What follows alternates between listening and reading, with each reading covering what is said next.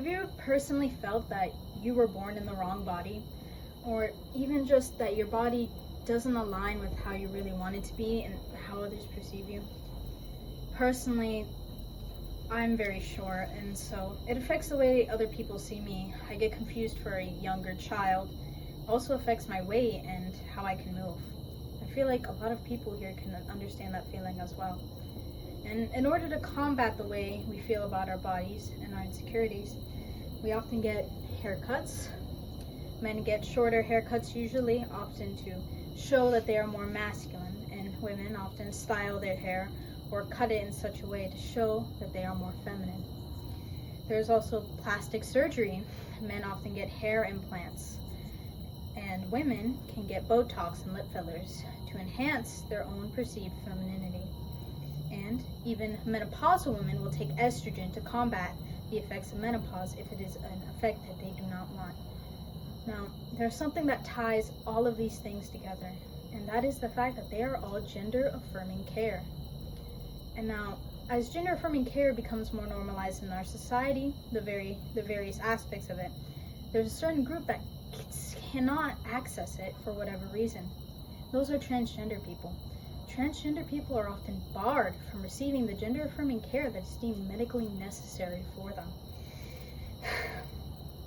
They often face legal, social, and medical discrimination on their way to get the care that they need.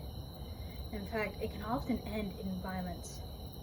According to an article from hrc.org from 2024, there have been about 372 fatal violent deaths of transgender people at the hands of other people. There have been 36 recorded from November 21st, 2023 to November 20th, 2024, all recorded around the day of Trans Remembrance Day. And from those statistics we have gathered, 75% of those deaths were people of color, 77.8% of them were trans women, and 50% of them were black trans women. And the youngest victim was 14 years old, a child named Polly Likens. And not only that, the legal discrimination is extremely high.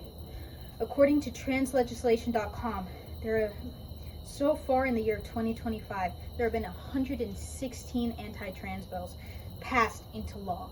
There are 942 currently under consideration, and that is 799 more than in 2021, which had 143 under consideration and only 18 of them passed.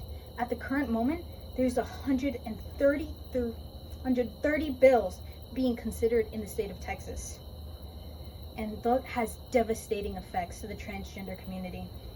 According to a study from pnc.ncbi.nlm.nih.gov in February 27th, 2023, the rate of suicidal ideation in transgender people was 61%. And their suicidal attempts over their lifetime, 31% of them have recorded it, compared to their cisgender peers who had a suicidal ideation rate of 20% and suicidal attempt over their lifetime of 7%. The connection between these is not that being transgender causes suicidal thoughts. It is the oppression that causes it. The same way that being a certain race does not cause suicidality, and so does not being poor. It is the effects that come from it when a group of people decide they are a community that should be discriminated against. But there is solutions out there. There's a nonprofit organization called Advocates for Trans Equality. They were conceived in February of 2022 after Texas state officials had told child protection workers to investigate families who had been suspected of giving medically necessary transgender healthcare to their children. Trans healthcare in children does not look like what you think it is. It is in fact social transitioning and at the most puberty blockers. Social transitioning includes getting haircuts like you do, picking out specific clothing like you do, and going by a different name. And puberty blockers, well, they are often administered to cisgender children who have experienced puberty early and are reversible if the child changes their mind. Advocates for Trans Equality came after a merger in 2024 of the nation's top two transgender equality advocates communities. The National Center for Transgender Equality and Transgender Legal Defense and Education Fund merged together to create this organization. Their actions are palpable. For example, they do litigation, which involves taking on a small number of cases to set new precedents to protect trans people and their rights.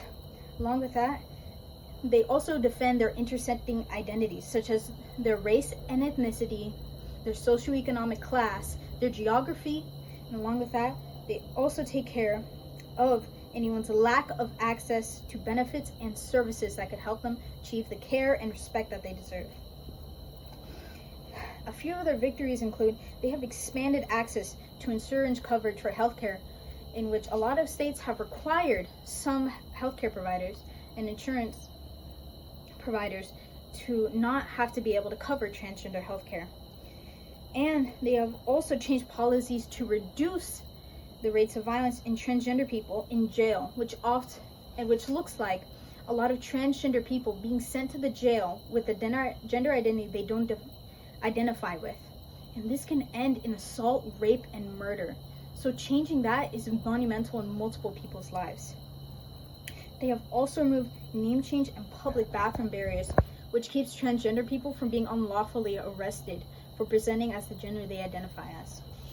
They have also organized the LGBT community and its allies.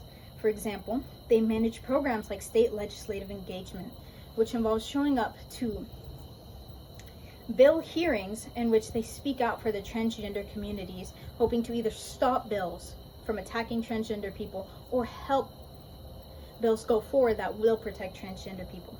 They also track any pro and anti-trans legislation, which helps make sure that trans people across different states know what their rights are. And is very important in the state of Texas, which has 130 of anti-trans legislation bills being considered. They also lobby elected officials, which can help push their ideas forward. And not only that, they do advocacy trainings and voter engagement to help spread the word. They also run the Trans Health Project, which helps educate transgender people know their legal rights, and it helps to work for equal access in healthcare. And they even run a pro bono agency called the Name Change Project. These provides free legal name changes to low-income residents in many major cities, which they hope to expand with new volunteers. And they do this through partnerships with some of the United States' top prestigious law firms and some corporate law departments.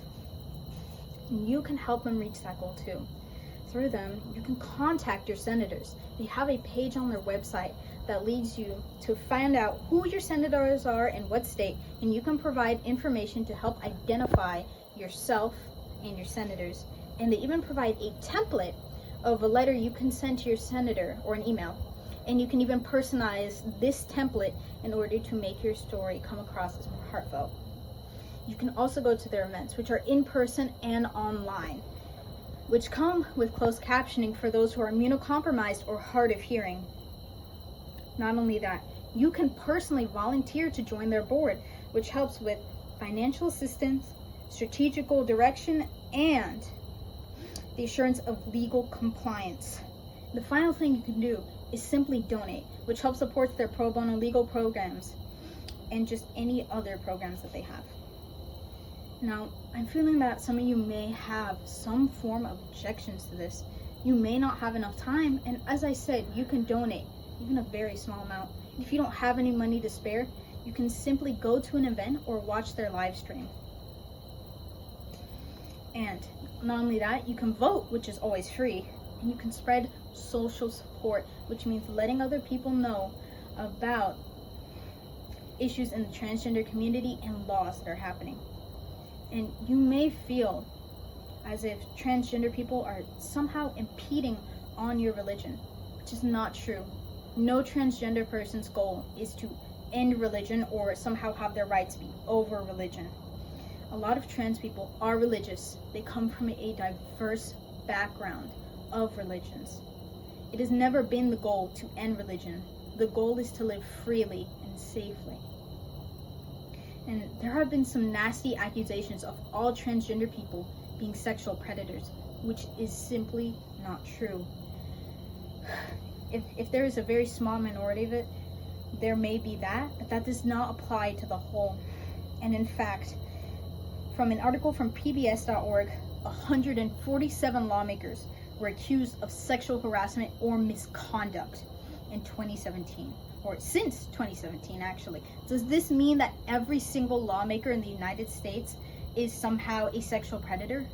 No. This lie about transgender people is often used to further hate and propaganda in order to turn more people against them, to target a marginalized community. Now, listen, transgender people are a very small percent of the population. They are barely 1% of the whole United States population. Think about that. All these disproportionate laws being put against them when they are barely more than 1%. And even so, 1% can be a substantial amount. You may know a transgender person. You may see one walking on the street with their dog. One may serve coffee to you. One might be your friend. One might be a family member or a future family member. They will never go away, even with all this discrimination and hate. It will just be harder for them to live. But even then, it has been shown from pmc.ncbi.nlm.nih.gov from their study from February 27, 2023, after 11 to 18 months reconnecting with the old participants, specifically the young category, after starting their medical therapy, they had less symptoms of anxiety. Think about that. Even just the beginning of treatment had begun to lower their mental health issues. Remember that statistic I told you about? 61% of transgender people facing suicidal ideation and 31% having attempted suicide over their lifetime. That could be lower. There could be a very, very small rate of anyone ever attempting suicide if they were only allowed to reach the medical treatment and that they need and the social acceptance. And Advocates for Trans Equality is helping with that.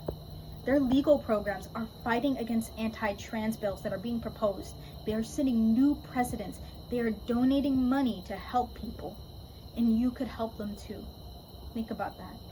You could help save multiple lives just with a little bit of support. After all, if it was you, wouldn't you want someone to do the same too?